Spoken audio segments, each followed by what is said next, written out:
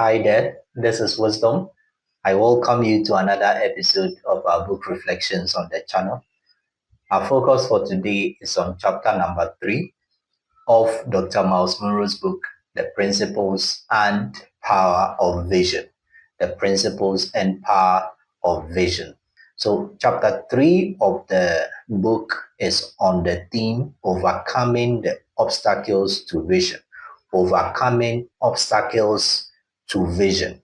And so, it will help us to understand some of the things that can help us to overcome the key challenges or obstacles that may come our way on this journey of fulfilling purpose and achieving our vision.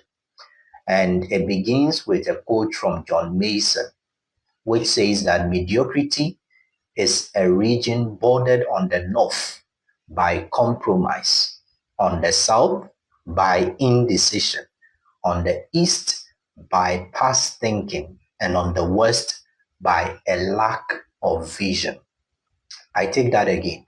Mediocrity is a region bordered on the north by compromise, on the south by indecision, on the east by past thinking, and on the west by a lack of vision. And so when we fail to have a certain vision for our lives and have the discipline to see it through, then we'll live a life that is not worth the level of potential that God has placed in us. And so we would live a mediocre life if we do not have that discipline, that sense of purpose, and that drive to achieve for ourselves and for the benefit of our societies, our generations, the vision that God has placed on our hearts.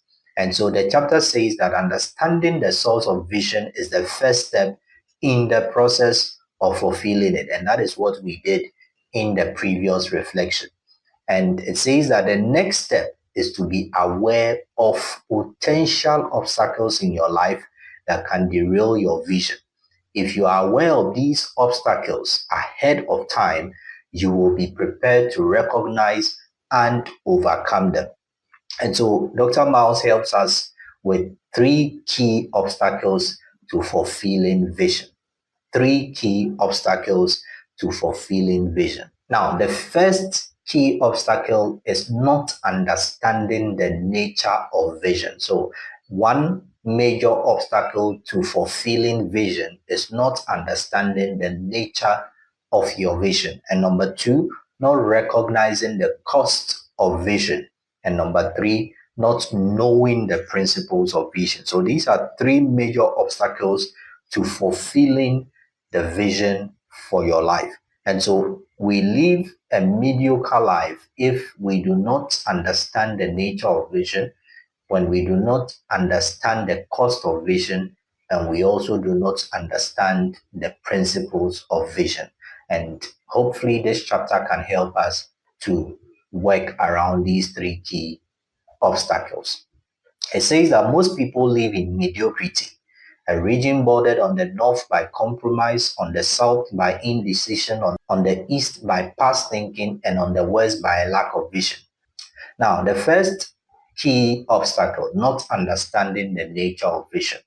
Dr. Myles helps us to understand that the greatest causes of failure among people who are pursuing their visions is that they don't identify their objective of success. This may sound simple, but it is very true. People fail because they don't know what they want to succeed in. Much of our frustration and depression comes from not making any headway toward achieving our visions, even when we know we are working hard. This inability to reach our visions occur when we don't aim at a specific target. And this just reminds me of a certain post I came across on Facebook, I think in the last 2 days or so, where the author was talking about how people get into doing master's degrees, without any recourse to what essentially that is supposed to do for them. And so it's like, just going to school, getting more degrees and more degrees that do not align to a specific need of your professional development. And so people complete their first degree, don't have any work experience after that and just continue to do a master's degree, whereof at least having a certain experience professionally and, getting to know a need in that area of your work life that you need to fulfill by having a master's degree would have been a better, option. And so it just, feeds into the fact that many people are pursuing things that are not really in line with their vision for life. And that could be because they do not even know what vision they are running with. Because, as Habakkuk 2, the verse 1 down to 3 tells us, the vision, if it is plain on tablet, then anyone who sees it will run with it.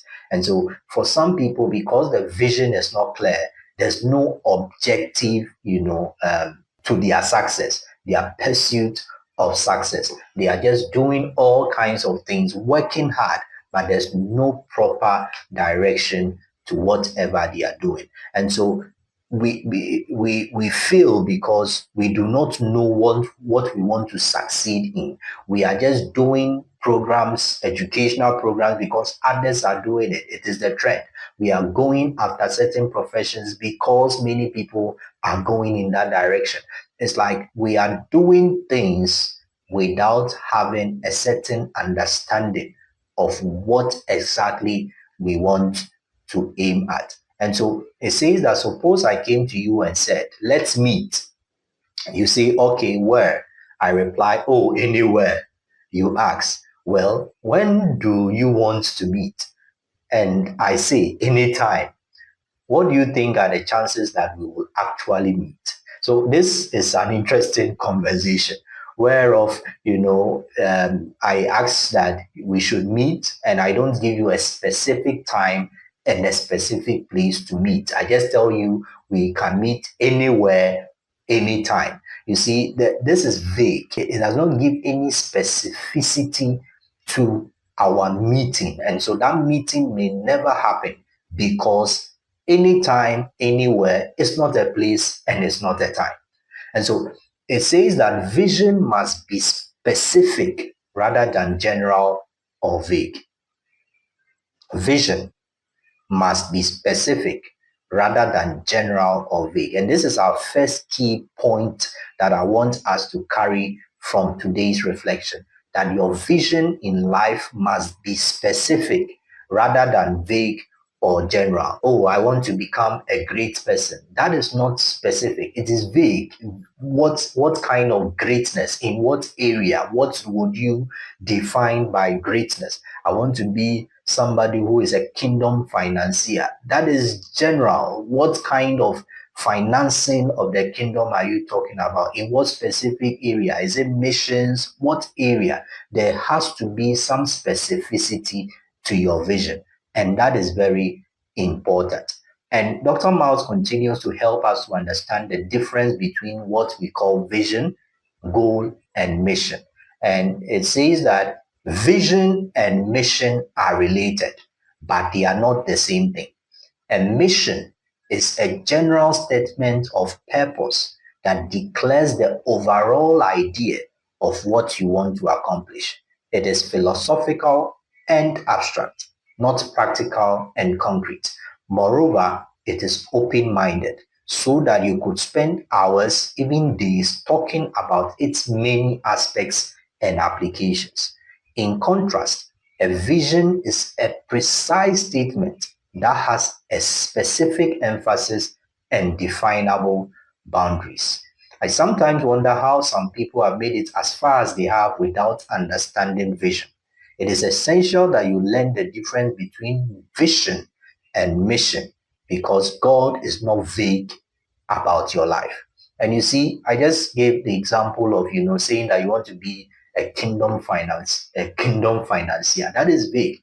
Yes, you may be on a mission to finance the activities of God's kingdom, support the work of God's kingdom. You want to be a great, person, that you are on a mission.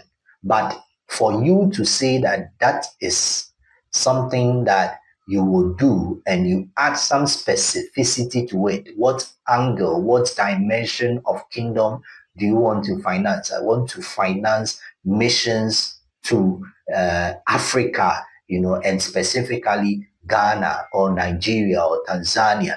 You need to be specific in order to be able to say that that is vision. It has to be plain and it has to be clear. And so if it is general, if it is open-ended, then that is a mission.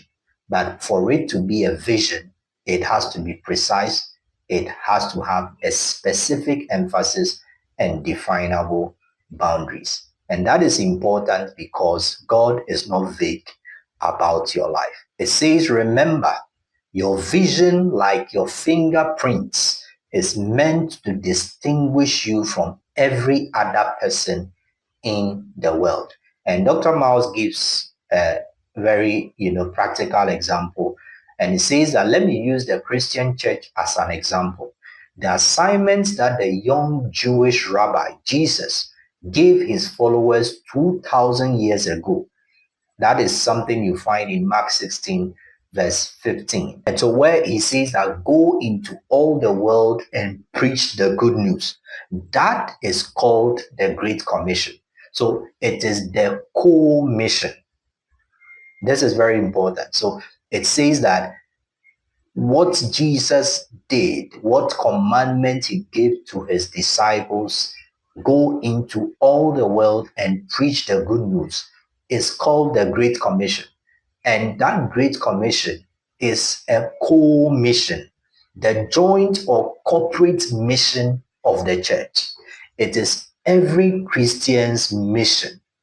What sincere church does not want to preach the gospel to every person, bring people to God, and equip people to minister to others? That's a question that he's asking. Therefore, if a church thinks its particular vision is to preach the gospel, then it has a mistaken idea of vision. It knows its mission, but it hasn't yet found its true vision. That's one thing that distinguishes it from all other churches. So yes, it is a certain command, it is an assignment, it is a mission that every Christian, every believer is supposed to be on, to preach the gospel to all people and to bring people to the saving knowledge of the Lord Jesus. But in this mission that is a co-mission, each one of us, each congregation, every believer has a certain part to play. And that is where our true vision comes to, effect. Vision is a distinctive direction or approach for accomplishing a mission. Remember, we are talking about the first key obstacle to, vision. And we are saying that the first key obstacle, according to this chapter, is having a lack of understanding when it comes to the nature of vision. And we are getting to understand that vision has to be specific, has to be precise, and has to be directed. God is not vague about our lives. And therefore, we need to find what kind of assignment we are on and specifically what we are supposed to be achieving. And Dr. Myles talks about a woman who came to him a time ago and said, Dr. Munroe, I have a vision. I'm going to open up a shoe store.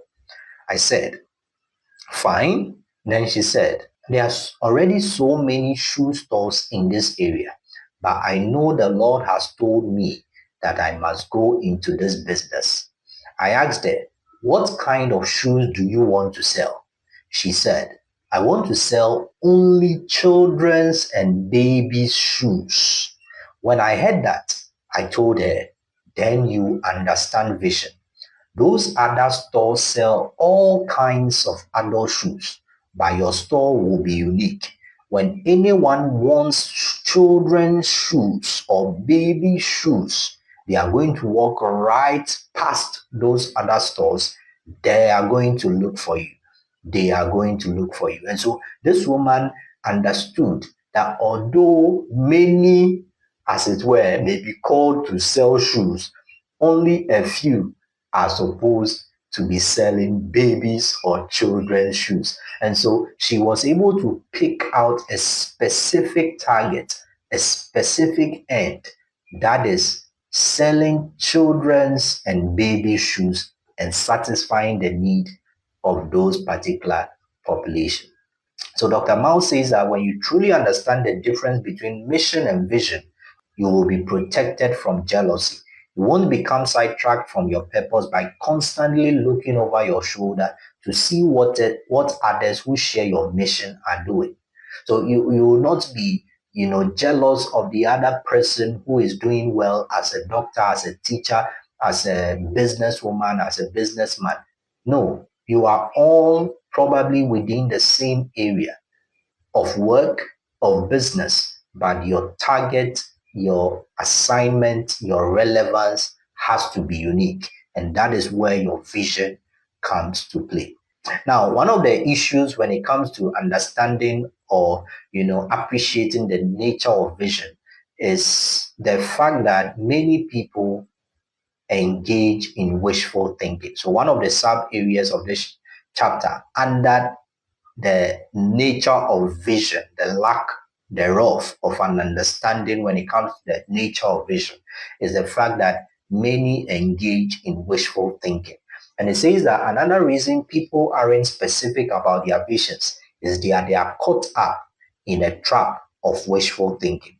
Their dreaming doesn't go beyond vague ideas of what they would like to do someday. Yet, dreaming is only the beginning of vision. They say when you dream big as the ocean. Yes, you may have all those dreams of the levels you want to reach in life. I want to have 3 master's degrees, 2 PhDs. I want to build the biggest, um, um, shop in the world, or I want to build the biggest stadium in the whatever it is that you have, that you dream about, is not enough. It is only a dream, except if you have a better appreciation of what it takes to arrive there. And so he says that we should have wills rather than mere wishes. In other words, instead of wishing that things will get better, we must have concrete resolutions, not vague resolutions, not dreams and wishes that are not realistic or are not practical. So it says we have to say things must get better here and there. Specifically, is what am I going to do about it? For example, instead of saying, I wish I could go to college, sit down today and write specific colleges with requests for application. And when they arrive, start filling them out. Instead of saying, I wish I could lose weight, see your doctor and go on a specific weight loss plan. Make a decision and take the first step. And so you would understand that when I have that end goal in mind, which is the vision for my life, and it is specific, it is directed, and it is clear, it is plain, it is precise, I need to do something practical about it. And so instead of saying that I wish I could get into the university, I should be able to find out the universities that are available that will be able to offer the programs or offers the program that I wish to get enrolled in, and then begin to take the steps to apply to those universities. That is very important to fulfilling my vision. If not, I will have that dream of attending one of the best universities in Ghana, but I will not be able to get in there. If I wish to lose weight and I don't go see the doctor to be able to learn what practical steps I need to take or what particular routine I need to be on, the weight loss idea or dream would just be a wishful thought. Now, another key issue when it comes to understanding the nature of vision is the fact that people live with indecision. It's like there are some people who cannot just make up their mind. We have a lot of things that we want to do. We have a lot of things that we are thinking about, dreaming about, but we can't just decide that this is the step I want to take and this is what I want to do. And you speak with a number of people and it's like they have many plans, but they just can't decide on what to do, when to do it, and how to do it. They have many hows, many whys, many whats, but the decision making is where the problem is. And it says that many people's visions never take specific shape because they can't make up their minds on what they want to do in life. The only decision they make is not to decide. And it says that prolonged indecisiveness is a vision killer, and it also drains the joy out of your life. And that is something that personally, I am very mindful of, so that you don't keep, trying to work things and never get it done. You are planning it, you are doing all sorts of checks and background and anticipation and all that. But then at the end of the day, the thing never takes off.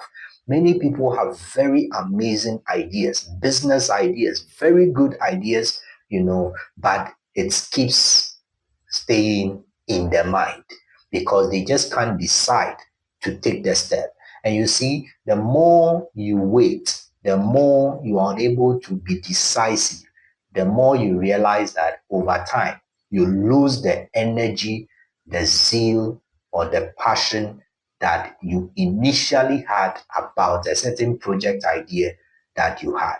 And so the important thing, as James 1 verse 8 is highlighted here, it says that a double-minded man is unstable in all his ways. If you do not take a decisive action at certain points in your life, you will never realize your vision. Indecisiveness, it says, carries over into all areas of life. A person who is indecisive is unsettled. He's on shaky ground.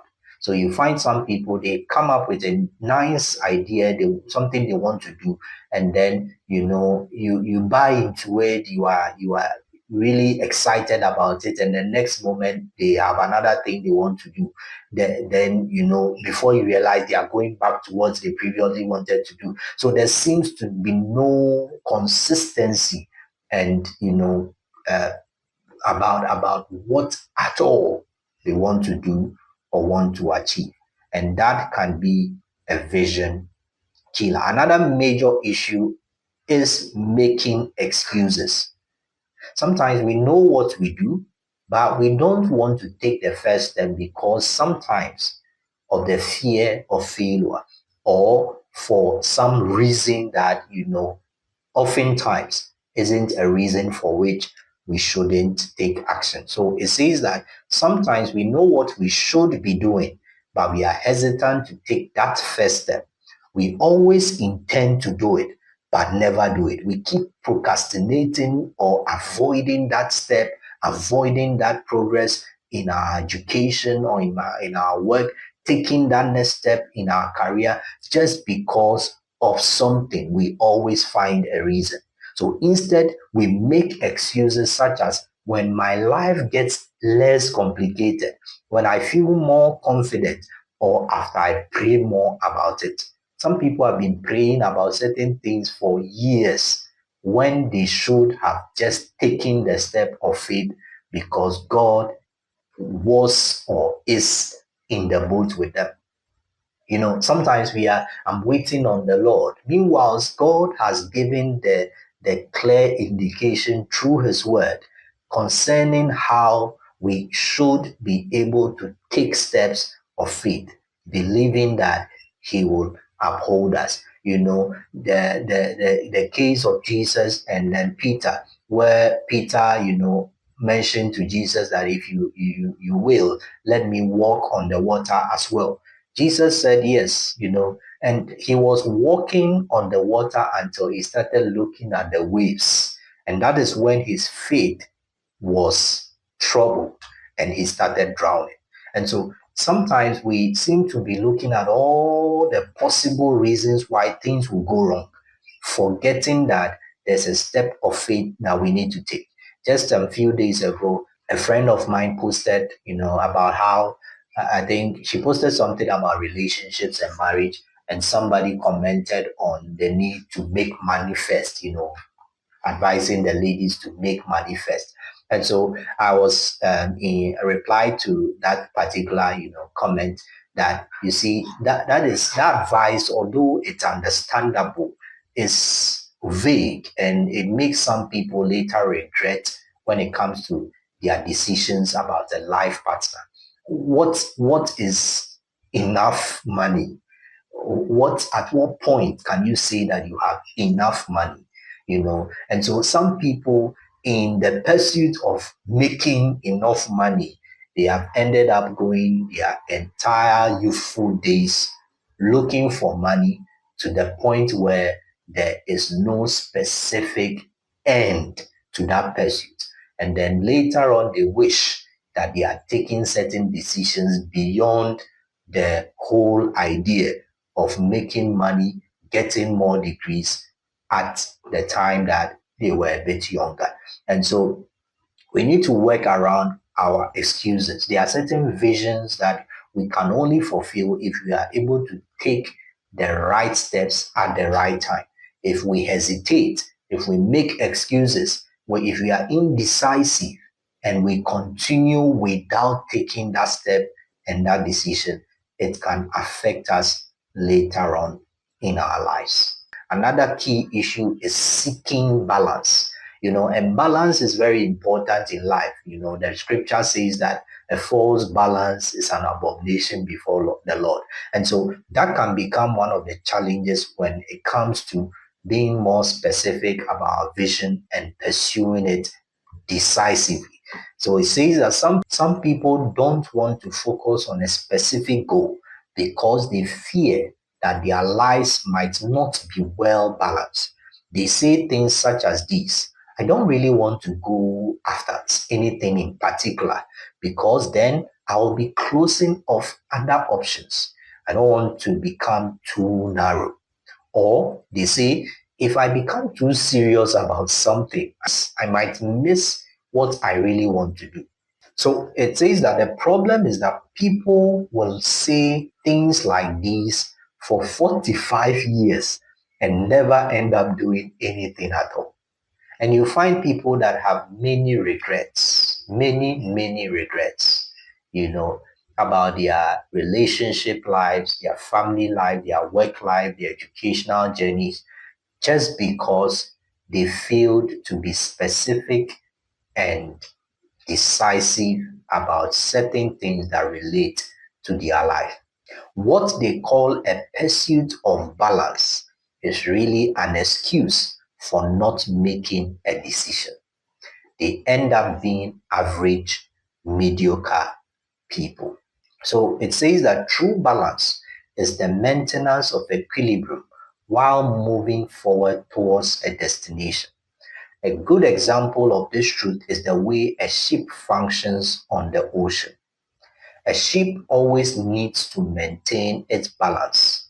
Wouldn't it be a waste of precious time and fuel, however, for a boat to expend all its energy just trying to balance on the water so that it didn't trip over? If the focus is about, let me find a balance, no, that would be a waste of time and fuel. There is a certain path that is specific. There is a route that is specific to where the ship is going. If you take the airplane, there's a route that they are taking, and there's a map that is leading the way. There's a specificity to where you are going. And if at any point in time there's a problem, there's a challenge on the route, there are alternatives that are you know uh, pre-examined, so that at whatever point in time you will know what next step to take. So some people, it says, live for 65 years, 75 years, 90 years just trying to find some balance. They are neither here nor there, neither hot nor cold. And that is a problem. Balance is not an end in itself. It is a means to an end. A sheep keeps a sheep keeps its balance as it makes its way to a specific port. Likewise, we need to have a destination. There should be a specificity of where you are going while you are maintaining balance in your life. So, the next or last thing we want to look at, which is one of the main issues under the difficulty or the challenge, the problem of not understanding the nature of vision, is trying to do everything.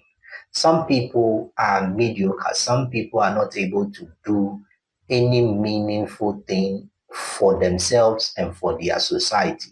They are not able to achieve the pinnacle of God's purpose for their lives because they want to do everything. A jack of all trades who has not mastered any specific ones. So a common reason people aren't specific about their visions is that they are trying to do too much. Their problem isn't that they are hesitant about getting started, but they are running around attempting too many things at the same time. Even though they are constantly constructing something, they are actually building nothing at all because they never complete anything. So the person says, I want to go into video content creation. Today, they are creating content about food. The next time, they've abandoned food. They are doing a video game. Before you realize they are doing dancing. They they have not built a certain specificity with a particular genre, a particular area that they are working towards improving their content delivery in. And so it is important for us as we work towards fulfilling the vision for our lives that we find what to do and do it well. The Bible says that everything that your hands finds to do, find to do it well, do it as it is unto the Lord. So you don't go about trying to do all kinds of things, everything. You want to do everything and be everywhere. At the end of the day, you will not achieve anything. And it says, why does this happen? Why do people try to construct something but end up constructing nothing because they are trying to do everything? It says that because most people make the mistake of believing that the main goal in life is to stay busy. This way of thinking is a trap. Busyness does not necessarily equal progress. Staying busy does not necessarily mean that you are heading toward a specific destination. The fact that you are doing something does not mean that it is heading you to your destination, to your purpose. No. The fact that, you will always see me, you will always see me digging a hole, digging you all the time. You see me and I'm sweating and I'm digging the hole, digging the hole. Does not mean that my efforts, my hard work, my busyness from morning till evening is going to lead to a well that will serve its purpose of bringing water for drinking and other purposes. If I'm digging in the wrong place, I'll never reach the source that will bring water. And so it is very important for us to be very mindful of that idea of, I need to get busy. What are you getting busy about? And is it leading to that ultimate goal? You want to become one of the sought after, financial analysts in Ghana and, across Africa. What is the business you have to do with a course in engineering or psychology? Yes, you may have an interest in psychology, an interest in, engineering, an interest in other areas, but how does that feed into that destination you are getting to? How does that correlate with being one of the best sought after financial analysts in Ghana. What is the connection? So the fact that you are busy about getting certificate upon certificate does not mean that it is leading you to that destination. You may have all the certifications, but one person who pursued the right program, the right courses in financial whatever analysis or financial marketing and all that will end up arriving at that destination and being a great asset in that particular area, because while they were not busy about gathering all kinds of degrees and certificates like you, they had gained the right knowledge and exposure. And this is where we would want to bring the curtains down on the first part of our reflection from chapter 3 of Dr. Myles Munroe's book, The Principles and Power of Vision. Thank you so much for making time, and I hope to see you in the next episode. Until then, stay safe and take care. Bye-bye.